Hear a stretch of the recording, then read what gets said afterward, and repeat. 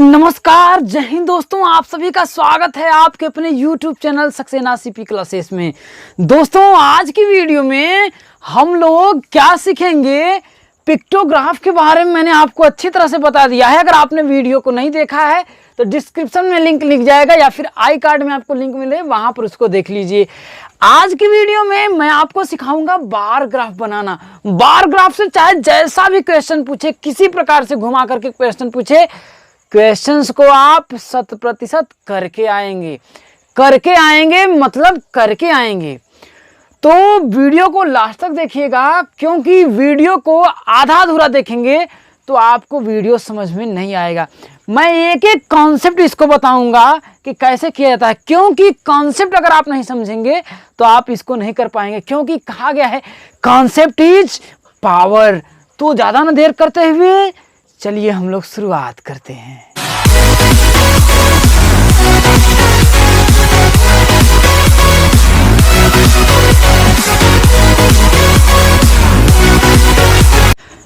तो जैसा कि दोस्तों ये आपका एक मैंने क्वेश्चंस लिया है, इस क्वेश्चंस के माध्यम से मैं आपको बार ग्राफ बनाना, इतना बार ग्राफ या फिर दंड चित्र जिसको कहते हैं, इतना आसानी से बताऊंगा कि आज के बाद आपको अगर कभी भी क्वेश्चंस पूछेगा तो आप क्वेश्चन 100% करके आएंगे। तो चलिए देखिए इसमें क्या कह रहा है। देखिए कि किसी विद्यालय में वर्ष 2013 से 2017 तक की वर्षावास प्रवेश दर लगभग निम्नलिखित है। ये 2013 से 2017 तक प्रत्येक वर्ष बच्चों की क्या है, प्रवेश दर है। जैसे 2013 में कितने बच्चे एडमिशन हुआ, 20। कहने का मतलब ये है कि जैसे आप लोग किसी न किसी क्लास में पढ़ रहे होंगे, डीएलएड में पढ़ रहे होंगे, तो डीएलएड में आप एडमिशन किए, तो उसी प्रकार से 2013 में आपके बैच में कितने बच्चे थे, 20 बच्चे थे। 2014 में कितने बच्चे थे, 30 बच्चे थे। 2015 में कितने बच्चे थे, 35 बच्चे थे। 2016 में कितने बच्चे थे, 40 बच्चे थे। 2017 में कितने बच्चे थे, 45 बच्चे थे।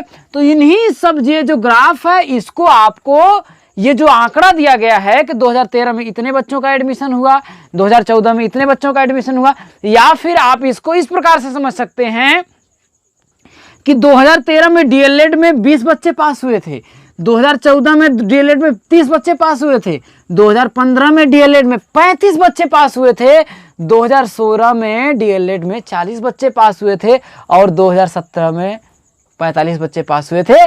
तो ये जो बच्चे हैं, इन सभी बच्चों का आपको क्या करना है, दंड चित्र के द्वारा इसको क्या करना है, प्रदर्शन करना है। तो दंड चित्र बनाया कैसे जाता है, सबसे पहले आपको क्या करना है, आयताकार एक लाइन खींचनी है। ऐसे एक लाइन खींच लेंगे और एक लाइन ऐसे खींच लेंगे। कैसे खींचेंगे, ऐसे एक लाइन खींच लेंगे।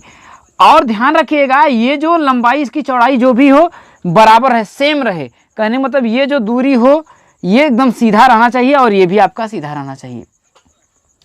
तो आपको जैसे पूछ रहा है 2013, तो आप यहां से देख लीजिए कि यहां पर क्या है, आपका 2013 है।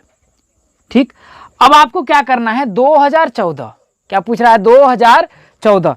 तो ध्यान रखिए, जितनी दूरी 2013 से 2014 के बीच में रहेगी, यह दूरी यहां से देखिए यहां तक की दूरी, यहां से यहां तक की दूरी और यहां से यहां तक की दूरी, जो भी दूरी रहेगी, अगर यहां पर जैसे 2015 है, 2015 अगर हम लिखेंगे तो एकदम, अगर इन दोनों के बीच में 5 सेंटीमीटर का फर्क है, अगर इसके बीच में 5 सेंटीमीटर का डिस्टेंस है, तो सबके बीच में 5 सेंटीमीटर का डिस्टेंस होना चाहिए। ये बातें समझ में आई आपको। तो देखिए 2015, इसके बाद क्या है आपका 2016 और 2017, ये आप बना लेंगे।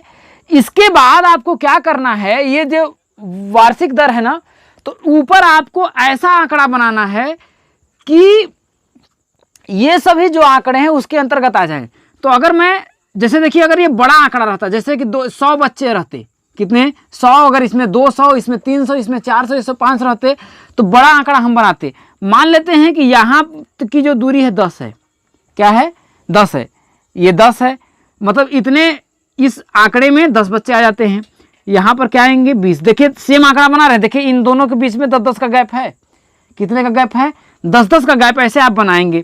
तो इसमें हो जाएगा तो आपका क्या हो जाएगा 30 हो जाएगा, यहाँ करेंगे तो आपका 40 हो जाएगा। है कितना देखिए 45 तक है तो 40 हो जाएगा, यहाँ पर आपका 50 हो जाएगा, ये आपका 60 हो जाएगा और ये आपका 70 हो जाएगा।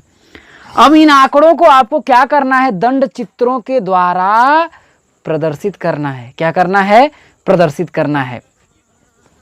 तो आपको क्या कह रहा है, देखिए प्रवेश दर 2013 में कितनी प्रवेश दर थी, 20 थी। तो 20 कहाँ पर, यहाँ पर है और यहाँ से हम क्या करेंगे 20 के सामने ऐसे एक कॉलम बना देंगे। ये जो आपका है, ये जो दंड है, ये क्या है आपका, यही दंड चित्र है। और ध्यान रखिए ये जो इसकी लंबाई है, इसकी ये जो मोटाई है, इसमें भी अगर 2014 में कितने बच्चे हैं 30 हैं, तो ये जो मोटाई है 2014 में ये क्या होना चाहिए आपका बराबर है। देखिए 30 के सामने है तो इसके 30 के सामने हम ऐसे आपका बना देंगे। लेकिन ये जो मोटाई है इसकी, ये क्या होनी चाहिए आपकी, ये वाला समान होना चाहिए। जितना इसकी मोटाई है इसके उतना इसकी मोटाई होनी चाहिए, ना कि ये इतना बड़ा हो गया और इसका हम इतना बड़ा बना देंगे, नहीं। और इन दोनों के बीच में जो गैप है सब में क्या होना चाहिए, समान होना चाहिए। अगर इसके बीच में यहाँ 5 का है, यहाँ 5 का है, तो यहाँ पर भी 5 का होना चाहिए। तो इस बात का आप ध्यान देंगे। तो चलिए 2015 में कितने बच्चों का एडमिशन हुआ था, कितना है 35। तो देखिए अब आपको 30 के सामने ये है ना, ठीक है।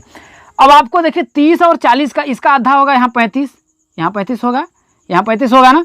तो आपको क्या करना है, इस 35 के सामने मतलब इससे थोड़ा सा यहाँ पर आप इसको ऐसे दर्शाएंगे।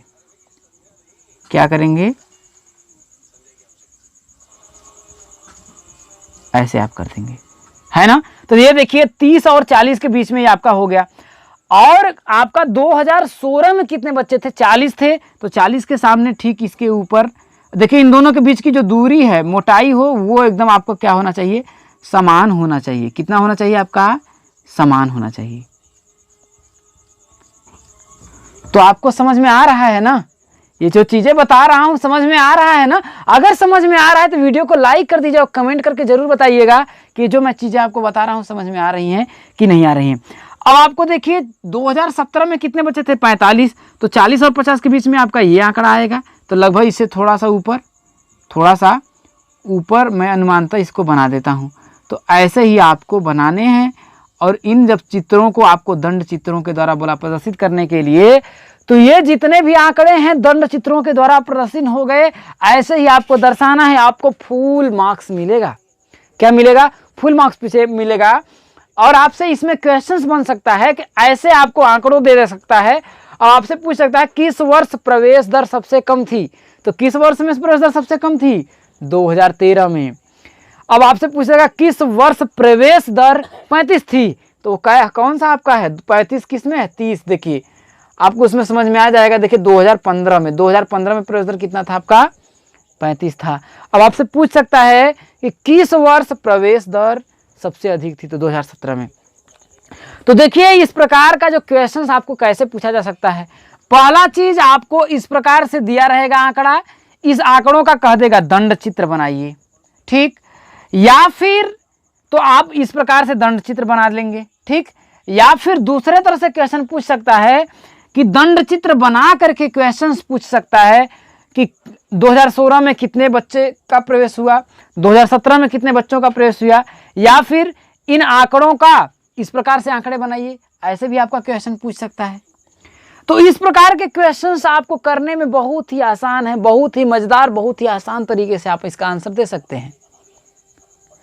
और हाँ, एक बात और मैं बता दूं कि ये जो आंकड़ा मैं बनाया हूं, अगर आपको यहाँ पर 200 होते, यहाँ 300 होते, यहाँ 350 होता, यहाँ 400 होता, अगर यहाँ 450 होता, तब भी क्या आप यहाँ 10, 20, 30 का आंकड़ा बनाते? ऐसे जी नहीं। तब आपको बड़ा आंकड़ा मानना है। यहाँ पर जहाँ पर 10 का है, यहाँ पर आप क्या कर सकते हैं 100 मान सकते हैं, यहाँ 200 मान लीजिए, यहाँ 300, यहाँ 400, यहाँ 500, यहाँ 600, यहाँ 700। ये नहीं कि आप 10-10 मानेंगे। 5-5 का भी अगर यहाँ आंकड़ा अगर आपका ऐसे प्रकार से होता, जैसे आपका यहाँ 2 होता, ये 3 होता, ये आपका 4 होता, ये आपका 5 होता और ये आपका 6 होता, तब आप कैसे आंकड़ा मानते? तब यहाँ पर जहाँ पर है यहाँ पर 1 मान लेते, इसको 2 मान लेते, इसको 3 मान लेते, इसको 4 मान लेते, इसको 5 मानते, इसको 6 मानते। तो आंकड़े जिस प्रकार से दिए रहेंगे, बहुत बड़ा रहेगा तो हम लोगों को छोटे में ही प्रदर्शित करना है, तो बड़ा बड़ा 50-50 का भी मान सकते हैं, 50 का 1, 50 का 2, क्योंकि हमारे 50 के अंदर सब खत्म हो गए तो मैंने छोटा ग्राफ मान लिया, एक 10 का, 20 का, 30 का मान लिया। तो ये बातें आपको समझ में आ रही होंगी। तो आंकड़ों से अब उम्मीद करता हूं चाहे जैसा भी प्रश्न पूछे आप सॉल्व कर सकते हैं। तो आइए एक क्वेश्चन और हम लोग इसी पर सॉल्व करते हैं। तो आइए दोस्तों अब हम लोग इस क्वेश्चन को सॉल्व करते हैं। इस क्वेश्चन को पहले अच्छी तरह से देखिए, इसके बाद खुद से आंसर देने की कोशिश करिए। देखिए आप कितना सटीक और कितना अच्छा आंसर देते हैं। आप खुद अब इस क्वेश्चन को दे लेंगे। यहाँ पर आपको क्या कर रहा है, देखिए दंड चित्रों को देखकर नीचे दिए गए प्रश्नों के उत्तर दीजिए। दूसरा जो हमने क्वेश्चन बनाया, दूसरा क्वेश्चन इस टाइप से बन रहा है कि आपका दंड चित्र दिया है, आपको दंड चित्र बनाना नहीं, यहाँ पर दंड चित्र दिया है और इस दंड चित्र के आधार पर आपको ये जो प्रश्न है इन प्रश्नों के उत्तर देने हैं।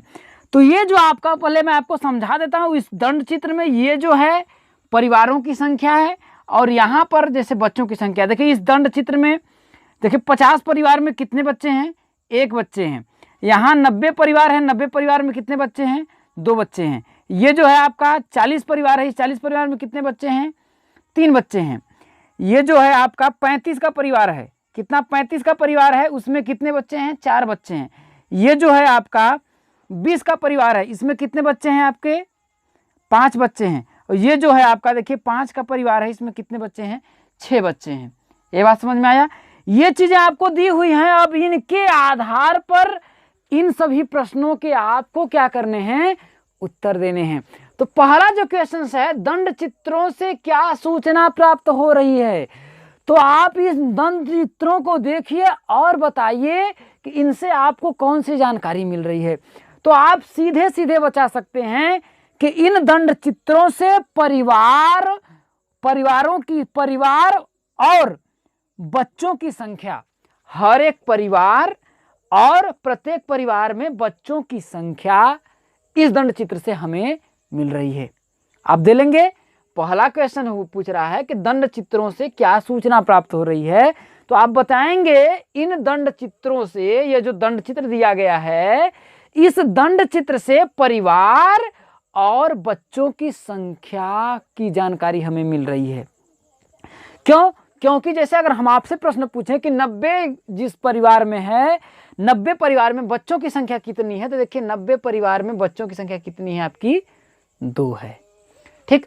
दूसरा क्वेश्चन क्या पूछ रहा है, देखिए कितने परिवार में केवल 1 बच्चा है, कितने परिवार में केवल 1 बच्चा है। तो देखिए 50 परिवार में केवल 1 बच्चा है। तो यहाँ आप लिखेंगे इसके आंसर कि 50 परिवार में, किसमें, 50 परिवार में केवल कितना बच्चा है आपका, 1 बच्चा है। कितना है, 1 बच्चा है। अगला क्वेश्चन है कि 2 बच्चों वाले कितने परिवार हैं। 2 बच्चों वाले, ध्यान रखिए, देखिए 2 बच्चों वाले कितने परिवार हैं। तो 2 बच्चों वाला देखिए परिवार कितना है, 90 परिवार है, उसमें बच्चों की संख्या कितनी है आपकी, 2। यहाँ देखिए दिखाया है परिवार की संख्या, तो परिवार की संख्या कितनी है, 90, और उसमें क्या है, यहाँ देखिए ये बच्चों की संख्या है, तो बच्चों की संख्या क्या है, 2 है। और वो जिस परिवार में बच्चों की संख्या 2 है, उस परिवार की जो संख्या है वो कितनी है आपकी, 90 है। कितनी है, 90। तो आपसे पूछ रहा है 2 बच्चों वाले कितने परिवार हैं, तो कितने हैं, 90। कितने हैं आपके, 90 परिवार हैं। अगला क्वेश्चन क्या पूछ रहा है, कितने परिवार में 3 से कम बच्चे हैं। तो 3 से कम बच्चे, एक 90 परिवार में हैं, एक 50 परिवार में हैं। तो टोटल कितना हुआ, 90 परिवार इसका और 50 परिवार इतना, 90 और 50 कितना होगा, 140। कितना होगा, 140। तो आप आंसर क्या देंगे कि 140 परिवार में कितने, 140 परिवार, भाई 90 परिवार ये हो गया, 50 परिवार ये हो गया, 90 और 50 को हम जोड़ेंगे तो कितना होगा, 140 होगा। और 140 परिवार में बच्चों की जो संख्या है वो 3 से क्या है, कम है। तो यहाँ लिखेंगे 140 परिवार में बच्चों की संख्या क्या है आपका, 3 से कम है। समझ में आ रहा होगा। अगला क्या पूछ रहा है, 3 से अधिक बच्चों वाले परिवार की संख्या कितनी है। अब 3 से अधिक, 3 नहीं, 3 से अधिक आपका एक परिवार ये है, एक परिवार ये है, एक परिवार ये है। तो इस परिवार, इसमें कितने हैं आपके, 30 हैं। इसमें कितने हैं आपके, 30 परिवार हैं। और ये जो आपका देखिए 10 और 20 के नीचे है, अंदर में है, तो ये मतलब 15 हो गया। 30 और 15 45, और ये जो है आपका 5 पे है। कितने हैं, 5। तो देखिए 30 और 15 45, देखिए ये जो आंकड़ा है आपका इस बीच में जा रहा है, 15 हुआ, और ये जो आंकड़ा है 5 हुआ। तो 30 और 15 45 और 5 50। तो आप क्या लिखेंगे कि 3 से अधिक बच्चों वाले परिवार की संख्या कितनी है, तो आप आंसर देंगे कितना, 50। 3 से अधिक बच्चों वाले परिवार की संख्या कितनी है, टोटल 50 है। आंसर दे देंगे।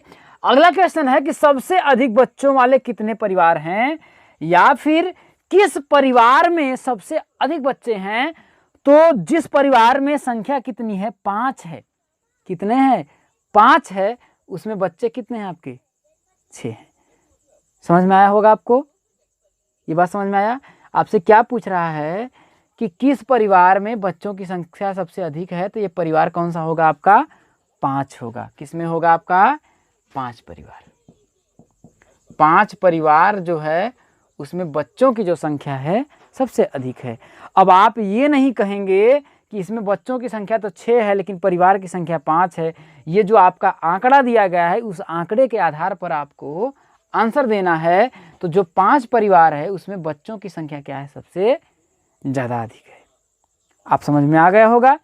और ऐसा ही क्वेश्चंस आपको बार ग्राफ या दंड चित्र से पूछा जाएगा। या तो ऐसे दे देगा, आपको इन प्रश्नों का उत्तर दे देना पड़ेगा, या फिर आपको इस प्रकार से आंकड़ा दिया रहेगा, उन आंकड़ों का आपको क्या करना है, दंड चित्र बनाने हैं।